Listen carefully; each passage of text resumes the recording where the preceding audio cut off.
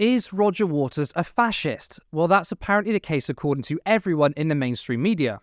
Pink Floyd star Roger Waters condemned over Nazi costume at Berlin concert. So if you didn't see it, Pink Floyd held a concert in Berlin. Take a look.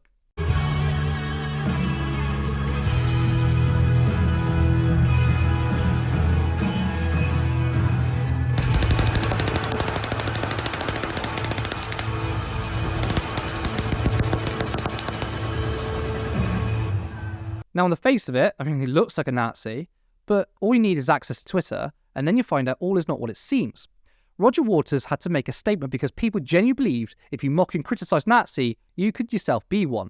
It sets a horrifying precedent if artists can't mock fascists. So how was he mocking them? Well, I've never heard of The Wall until literally 2 days ago. The Wall was a film by Pink Floyd starring Bob Geldof as a man who went insane and became a fascist. If you look at the logo in the film, you can quite clearly see that it's also at the concert.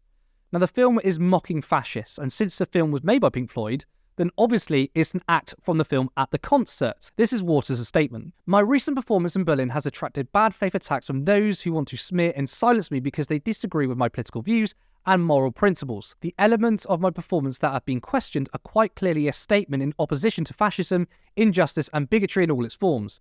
Attempts to portray these elements as something else are disingenuous and politically motivated.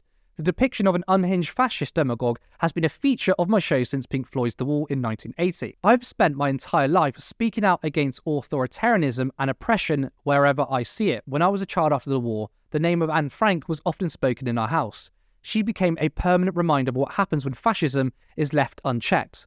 My parents fought the Nazis in World War II, with my father paying the ultimate price. Regardless of the consequences of the attacks against me, I will continue to condemn injustice and all those who perpetrate it. Now, it's no coincidence that a lot of bad faith people jumped in and attacked Waters. They initially took issue at the fact that the names Anne Frank and Shireen Abu Akleh were displayed. Many took that in of itself as anti-Semitic because Anne Frank was murdered for being Jewish, and by talking about Palestine and Palestinian people, it's comparing the Nazi regime to Palestinian occupation. A lot of people draw comparisons between Israel and Nazi Germany.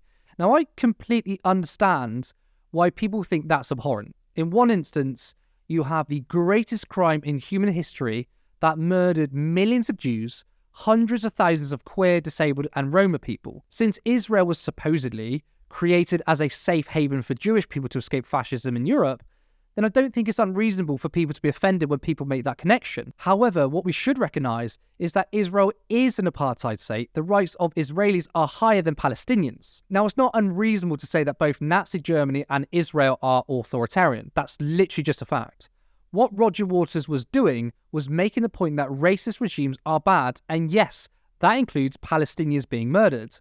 So on one hand, you can say that comparing the two is morally reprehensible, but on the other hand, by not talking about apartheid Israel, you're giving no justice to the Palestinians who have been systematically imprisoned and murdered. It makes Palestinians invisible. So I think it's very telling that the criticism started when they saw the names of a Jewish woman and a Palestinian woman, even though both were murdered by authoritarian regimes. These are facts. It's not an opinion. I'm not some sort of Waters stan. I'm not trying to defend his whole character. What I am doing is making sure that we don't make Palestinians invisible. There are people who have attacked him, myself, and others for simply speaking up against the state of Israel. We've been called anti-Semitic for that. That is bad faith, and it's racist against Palestinians. What's also worrying is how much of our mainstream media has turned into fake news. For Trump, fake news was just any media that attacked him. For the media class, fake news is anyone who isn't part of the mainstream political opinion.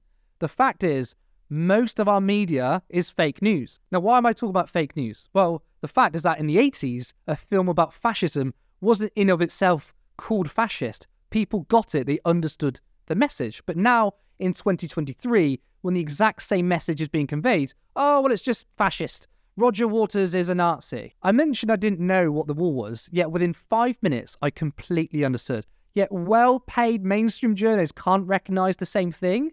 They can't, which is why they are fake news. This plays into the narrative that Palestinian supporters and those on the left are somehow intertwined with anti-Semitism. So what happened under Corbyn with Labour hasn't finished. The narrative the media started has completely spiralled out of control, and it's dangerous. And this won't stop. Roger is the target now, and next it will be other people. In the minds of the media commentariat, if you're left-wing, if you're against apartheid Israel, you must be anti-Semitic. This silences dissent and it hurts the Palestinian people.